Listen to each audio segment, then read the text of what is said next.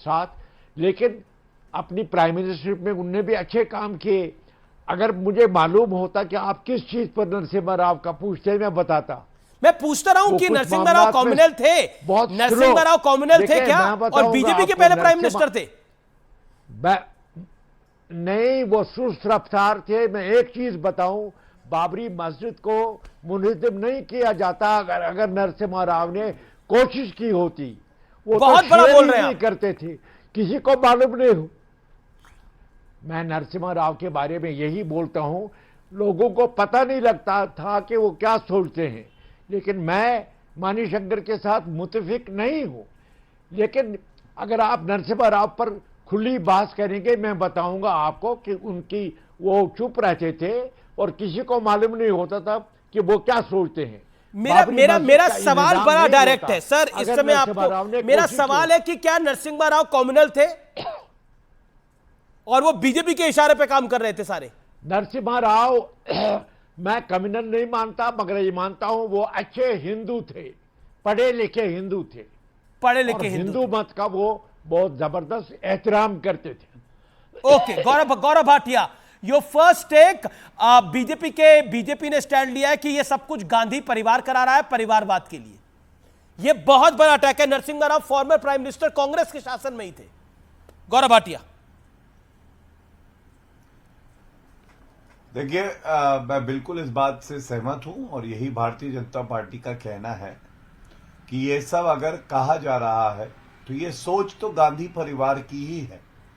और बड़ी प्रमुखता से दो बातें सामने आई हैं। एक जो आप कह रहे हैं कि अगर गांधी परिवार का कोई व्यक्ति प्रधानमंत्री कांग्रेस के शासनकाल में बनता है सरकार में, वो मारपीट, तो उसकी कोई इज्जत नहीं है, चाहे वो मनमोहन सिंह जी हों, चाहे वो पीवी नरसिम्हा राव साहब हो, और उसको दरकिनार कर दिया जाता है। और ये काम कौन करवाता है?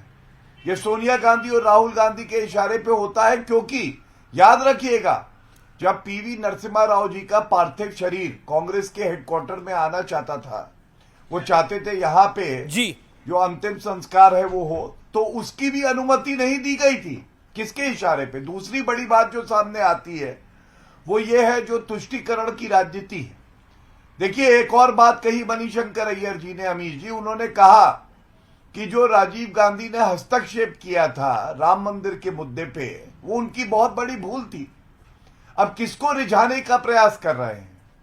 अब भूल याद आ रही है क्योंकि चुनाव आ रहे हैं, तो मणिशंकर अय्यर तो वही बोलते हैं जो सोनिया गांधी और राहुल गांधी बताते हैं। जवाब। और तीसरी बड़ी बात, सांप्रदायिक कौन है? सांप्रदायिक राजीव गांधी है। जी, क्या सवाल है आपका?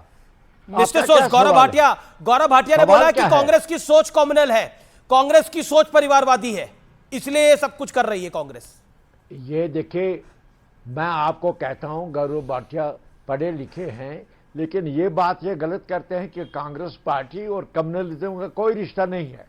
अगर हिंदुस्तान में सेकुलरिज्म जारी रहा और परवान चढ़ा आज के हालात तक, तो इसमें कांग्रेस पार्टी का कंट्रीब्यूशन है, जवाहरलाल नेहरू का कंट्रीब्यूशन, इंदिरा गांधी का कंट्रीब्यूशन, राजीव गांधी का कंट्रीब्यूशन, और आज के जमाने में सोनिया जी और राहुल जी का कंट्रीब्यूशन। आप क्यों नहीं देखते कि कांग्रेस ने कितनी कुर्बानियां दी है? मोदी का कोई कंट्रीब्यूशन है कि नहीं है? नरेंद्र मोदी भी शासन में, अटल बिहारी वाजपेयी का कोई कंट्रीब्यूशन है कि नहीं है? लाल बहादुर शास्त्री का कोई कंट्रीब्यूशन है कि नहीं है? हाँ या ना में जवाब दे दे, 2-3 प्रश्न हैं। नहीं, सारे लोग मानेंगे वो प्राइम मिनिस्टर है, और प्राइम मिनिस्टर की हैसियत में वो जो काम कर रहे हैं, वो बीजेपी जो कहती है वो उसमें हम रुकावट नहीं डालना चाहते। वो बताएं कि मोदी जी क्या क्या काम कर रहे हैं और हम सुनेंगे आराम से। मोदी जी भी वजीर आजम है, उनका कर्तव्य है काम करना, उस काम का क्रेडिट मिलना चाहिए, वो तो जरूर है। लेकिन दूसरी शख्सियतों को रन डाउन नहीं कर सकते। जवाहरलाल नेहरू ने 17 बरस साइंस और टेक्नोलॉजी के मैदान में हिंदुस्तान को आसमान तक